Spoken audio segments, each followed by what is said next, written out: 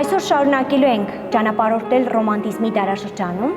եւ այսօր խոսելու ենք մի իրողության մասին, որն առնչվում է ֆոլկլորային երաժշտության նկատմամբ հետաքրքրությանը։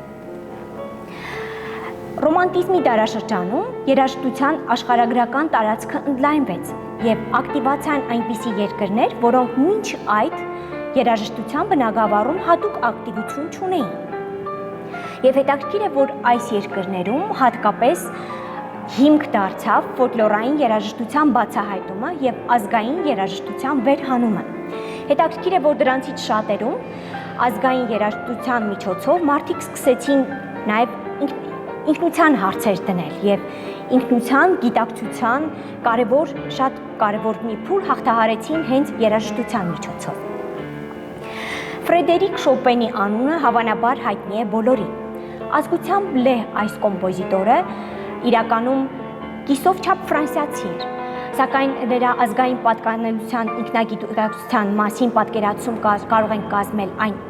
փաստով, որ 21 տարեկանում, երբ որ նա լքում էր Վարշավան եւ պիտի մեկներ Փարիզ, իր հետ Լեհաստանից վերցրել է մի արկղ, որի մեջ լցրել է լեհական հող, եւ դա պահել է ամբողջ կյանքի ընթացքում։ Ֆրեդերիկ Շոպենը ստեղծեց հիմնականում դաշնամուրային երաժշտության բնագավառում։ Նվագախմբի համար նրա գրած ստեղծագործությունները կոնցերտներն էին, այսինքն դաշնամուր եւ նվագախումբ համակցությունը։ Իսկ ժառանգության գլխավոր մասը կազմում են հենց դաշնամուրային ստեղծագործությունները։ Ինքը Շոպենը փայլուն դաշնակահար էր եւ իր ստեղծագործությունների կատարումներով հաճախ էր հանդես գալիս համերգների միջոցով։ Շոպենի ժառանգության մեջ են մտնում այնպիսի երաժշտական ժանրեր, որոնք հենց իր ազգային երաժշտությանն են պատկանում։ Այսպես ստեղծեց պոլոնեզի ժանրը։ Պոլոնեզը բնորոշ լեհական պար է, որը ունի 3/4 չափ եւ ունի որոշակի բնորոշ ռիթմ։ Պոլոնեզի ժանրը Շոպենը հասցրեց դասական այնպիսի բարձր մակարդակի, որը կարող է ուղղակի համադրվել դասական երաժշտության գլուխգործոցների հետ։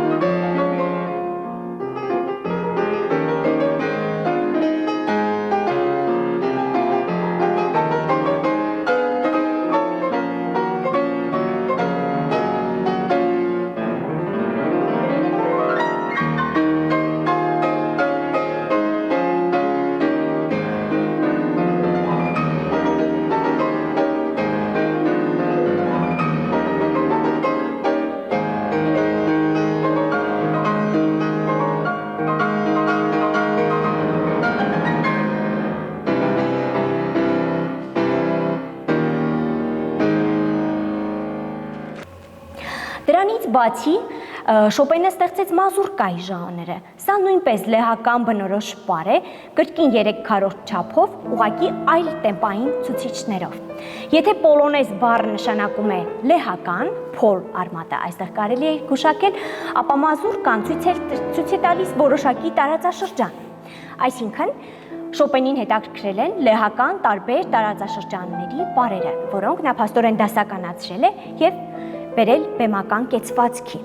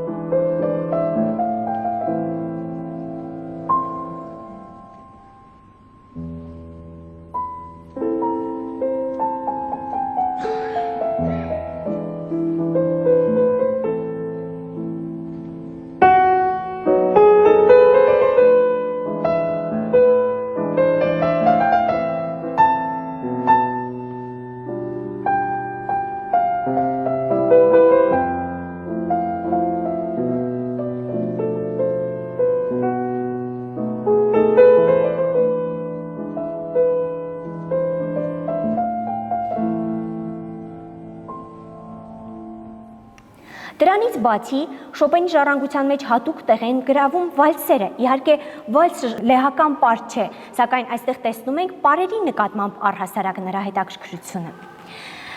Շոպենը հեղինակել է դաշնամուրային այնպիսի ստեղծագործություններ, որոնք ժանրային առումով կրկին նորություն էին։ Այսպես, նրա ժառանգության մեջ հանդիպում ենք բալլադ, հանդիպում ենք ֆանտազիա եւ այլն։ Այս ժանրերը այնպիսի ձև ունեին, որոնք սահմանափակումներ չէին առաջադրում, այլ հեղինակը, ստեղծագործողը կարող էր ազատ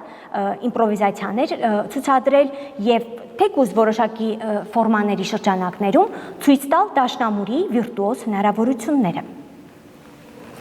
Շոպենը ծրագրային երաժշտություն չի գրել։ Սա շեշտում եմ հատուկ նրա համար, որ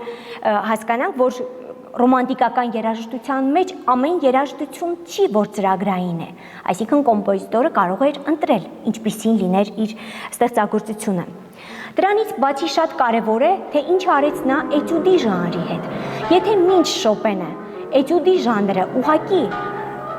տեխնիկական հնարավորություններ զարգացնելու համար միջոց էին, ապա Շոպենի համար էտյուդը դարձավ գեղագիտական շատ կարևոր մի միավոր, որի միջոցով նույնպես գեղարվեստական կերպարներ կարելի է ցուցադրել, եւ էտյուդի ժանրը բոլորովին կերպարանափոխվեց։ Ինչպես ռոմանտիկական այլ կոմպոզիտորների մասին խոսելիս, Շոպենի պարագայում նույնպես գալիս ենք նրա անձնական կյանքին ու անձնական դրամային։ Շփվել է, փաստորեն մտերիմ է եղել Ժորժ Սանդ գրողի հետ, որի հետ երկար ժամանակ է անցկացրել տարբեր վայրերում եւ փաստորեն ոգեշնչողներից մեկն է եղել, փոխադարձ ոգեշնչողներ են եղել մեկը մյուսի համար։ Միևնույն ժամանակ նրա անձնական դրամայի կարևոր մաս էր այն, որ Շոպենը առողջապես լիարժեք չէր եւ առողջական խնդիրներ ունենալը շատ խանգարում էին նրան։ Այնուամենայնիվ տեսնում ենք նրա ժառանգության մեջ շատ յուրատիպ ստեղծագործական տարածք, որտեղ փաստորեն դրսևորվել են այնպիսի ժանրեր, այնպիսի ձևեր, որոնք յուրահատուկ են եւ Շոպենին առանձնացնում են համաշխարհային երաժշտությունից։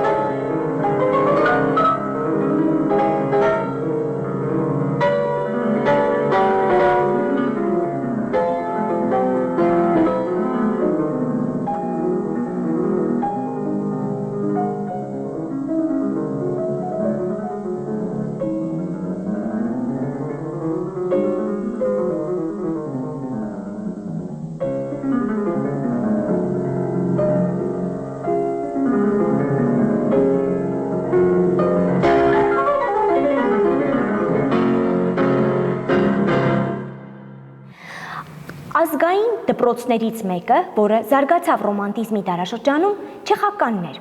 Իհարկե Չեխիան որպես այդպիսին ինքնուրույն չէր, կախված էր տարբեր կայսրություններից, բայց միևնույն ժամանակ մշակույթը որպես այդպիսին չեխական առանձին մշակույթ գոյություն ուներ։ Ժամանակակից Չեխիայի արևմտյան մասը բոհեմիան էր, իսկ արևելյան մասը մորավյան էր։ Թե բոհեմիան, թե մորավյան հարուստ երաժշտական մշակույթ ունեին ֆոլկլորի դրսևորումներով։ Եվ փաստորեն հսկայական նյութ կար, որ կարելի էր բերել պրոֆեսիոնալ մշակույթ եւ դարձնել ուղղակի դասական ստեղծագործության մաս։ Դրան հենց գնացին չեխ կոմպոզիտոր Սմետանան եւ Դվորժակը։ Անտոնին Դվորժակի անունը շատ կարեւոր է ռոմանտիկական երաժշտության բնագավառում։ Եվ նրա փաստորեն գործունեության առանձնահատկությունը հենց դա է, որ նա սիմֆոնիկ երաժշտություն բերեց չեխական երաժշտությունը, ֆոլկլորը, եւ դա ուղղակի դրանց համակցումից ստացավ բոլորովին այլ բան։ Իհարկե միայն չեխական երաժշտությունով չի սահմանափակվել նրա գործունեությունը, անդրադարձել է հարևաններին նույնպես, օրինակ սլավոնական պարերի հեղինակ է, ընդ որում նրա առաջին քայլերին, Դվորժակի առաջին քայլերին շատ օգնել է Բրամսը, որը նկատել է նրա սլավոնական պարերը եւ հրատարակչին խնդրել է ուղղակի աջակցել։ Այս միջոցով փաստորեն Դվորժակի գործունեությունը դուրս է եկել չեխական մշակույթի սահմաններից եւ դարձել Եվրոպայի սեփականություն։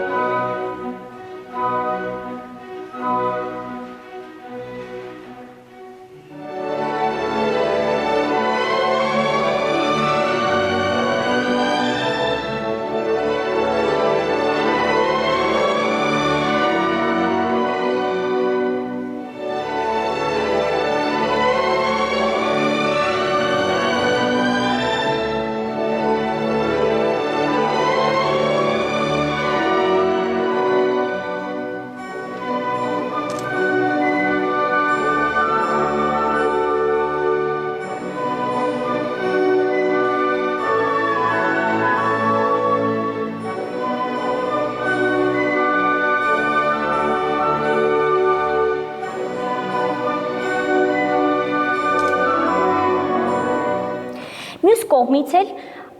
Ամերիկայի Միացյալ Նահանգներում ապրել եւ աշխատելը նպաստել է դրան, որ Դվորժակը հայտ է բերել երաժշտական տարբեր ոճերի համակցության մի այլ մոդել, դա ամերիկյան երաժշտության եւ կրկին չեխական երաժշտության եւ նաեւ դասականի համակցությունն է եւ արդյունքում ստացել է բոլորովին այլ բան։ Խոսքը վերաբերում է Նոր աշխարհից անունը կրող սիմֆոնիային, որը համաշխարհային երաժշտության գլուխգործոցներից մեկն է համարվում։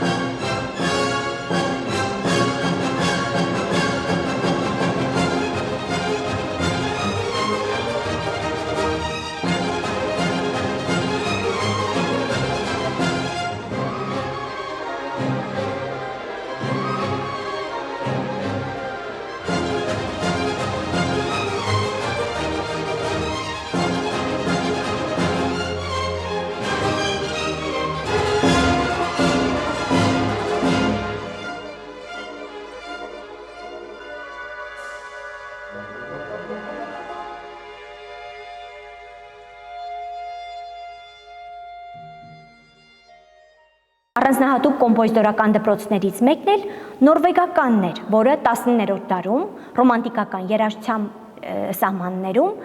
խիստ արժևորվեց եւ բոլորովին այլ կերպարանք ստացավ։ Դա տեղի ունեցավ կոմպոզիտոր Էդվարդ Գրիգի շնորհիվ։ Գրիգը, որը ծնվել է Նորվեգիայի արևմուտքում գտնվող Բերգեն քաղաքում, շատ կարևոր դեր խաղաց նորվեգական մշակույթի համար։ Ինչպես եւ օրինակ Դվորժակը չեխական մշակույթի պարագայում, Գրիգը նորվեգական երաժշտության պարագայում շատ մեծ դեր խաղաց նրանով, որ սիմֆոնիկ երաժշտությանը համակցեց նորվեգական մշակույթը։ Նա կիրառում էր անմիջականորեն նորվեգական ֆոլկլորային երգեր եւ նորվեգական երգերի սիմֆոնիկ երաժշտության մեջ տեղադրումից ստանում էր մշակութային բոլորովին այլ արժեքներ։ Նրա գրած ստեղծագործությունները դաշնամուրային կոնցերտ, այլ ժանրերի ստեղծագործություններ աչքի են ընկնում հենց թեմատիկ առանձնահատկություններով, որոնցում գուշակելի է հենց Նորվեգիան։ Ամենից հատուկ, ամենից արժևորող ստեղծագործություններից մեկը Իբսենի Պեր Գյունդ դրամայի համար գրված երաժշտությունն է, որը այսօր ավելի հաճախ կատարում են որպես առանձին սյուիտ։ Այս ստեղծագործությունը շատ լայն տարածում է գտել ամբողջ աշխարհում եւ կատարվում է բոլոր բեմահարթակներում։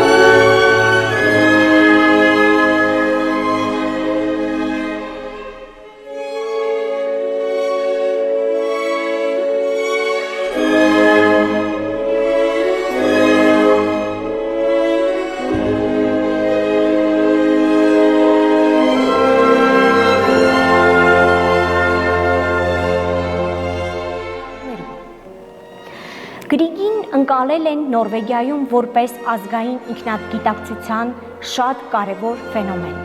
Այսինքն ազգի զարթոնքի համար եւ հայրենասիրական գաղափարների նորվեգական մշակույթի արժևորման մակարդակում այս բոլոր ասպարեզներում նրան պարզապես հերոսացրել են եւ ընկալել են հերոսի նման։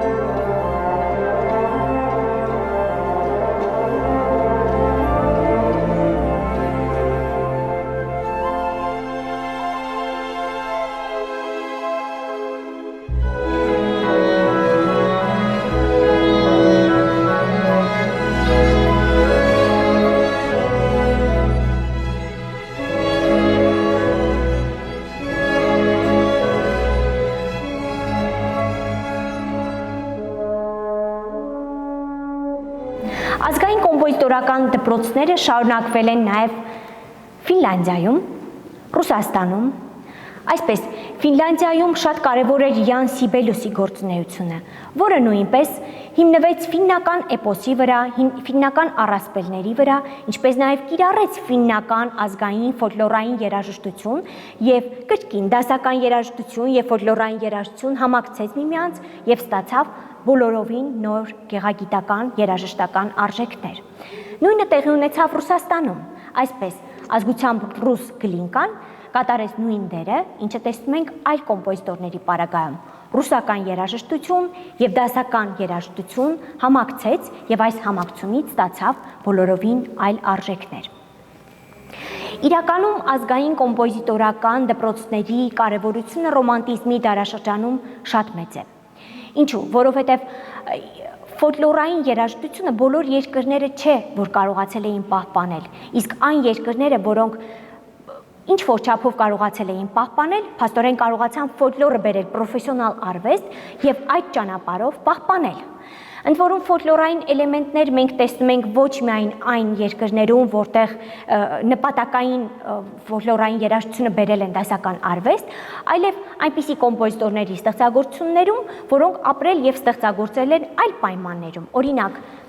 Ֆերենց Լիստը գրում էր հունգարական պարե եւ հունգարական մոտիվները առհասարակ հաճախ էր օգտագործում իր ստեղծագործությունների մեջ։ Այսինքն իր ազգային հունգարական երաժշտությունը բարձրացրեց դասական երաժշտության մակարդակի եւ ստացավ բոլորովին այլ արժեք։ Իդեպ նույն իրողության շարունակություն է նաեւ Վագների գործունեությունը, որի մասին խոսեցինք մեր նախորդ հանդիպման ընթացքում, որովհետեւ Վագները նույնպես ազգային ինքնագիտակցությունից էր, որ գերմանական էպոսը եւ գերմանական մտածողությունը բերեց օպերային արվեստ։ Ազգային կոմպոզիտորական դպրոցների շարունակական զարգացում մենք կտեսնենք նաև 20-րդ դարի ընթացքում այլ կոմպոզիտորների եւ նաև այլ երկրների զարգացման շրջանակներում։ Եվ երևույթ է երաժշտության պատմության մեջ շատ յուրահատուկ պիտի լինի եւ պիտի հանգեցնի բոլորովին նոր չլսված արդյունքների։ Այսպիսով տեսնում ենք, որ ռոմանտիզմի դարաշրջանը շատ կարևոր դեր ուներ երաժշտության պատմության մեջ։ Ընդ որում նրա դիրքը այնպիսին էր, որ շատ շահեկան էր։ Մի կողմից դասական հիմքեր ուներ, որոնք կարելի էր օգտագործել, մյուս կողմից էլ ուներ ազատության գաղափարը եւ սահմանափակումներից ազատագրումը, ինչը հնարավորություն էր տալիս առաջ քայլել եւ աստիճանաբար տանել հաջորդ դարաշրջան, եւ մյուս կողմից հետ հայացքը դեպի հին երաժշտություն, դեպի արմատներ, դեպի ֆոլկլոր խիստ կարևոր էին, որպեսզի ստեղծեր բոլորովին նոր ինքնատիպ չլսված արժեքներ։ Ռոմանտիզմի դարաշրջանում ստեղծված ժանրերը, ձևերը, սկզբունքները շատ կարևոր դեր խաղացին հետագայում 20-րդ դարի համար։ Իրականում 20-րդ դարի երաժշտության զարգացման մեջ, իսկ 20-րդ դարը համարվում է խիստ խայտաբղետ եւ շատ հետաքրքիր բազմազան իր բոլոր դրսևորումներով, իրականում 20-րդ դարի ձեռքբերումների զգալի մասը արմատներ ուներ արդեն ռոմանտիզմի դարաշրջանում։ Այսպես, Վագների Տրիստան եւ Իզոլդա օպերայում դրսևորվում է մի ակորդ, որի կառուցվածքը համարվում է խիստ նորարարական եւ համարվում է, որ հենց դրա միջոցով սկսվեցին այն քայլերը, որոնք երաժշտությունը տարան դեպի 20-րդ դար։ Դրանից բացի ռոմանտիզմի դարաշրջանի երաժշտության բարդացման ձևերը հնչյունային կազմի կիրառությունը բերեցին այնպիսի իրողությունների, այնպիսի կառուցվածքների, որոնք նույնպես մեծ քայլ արեցին դեպի 20-րդ դար եւ ավելի ուշ 20-րդ դարի երաժշտության մասին խոսելիս յուրաքանչյուր իրողություն պիտի տեսնենք, որ խարսխված է ռոմանտիզմի դարաշրջանի այս կամ այն դետալի վրա։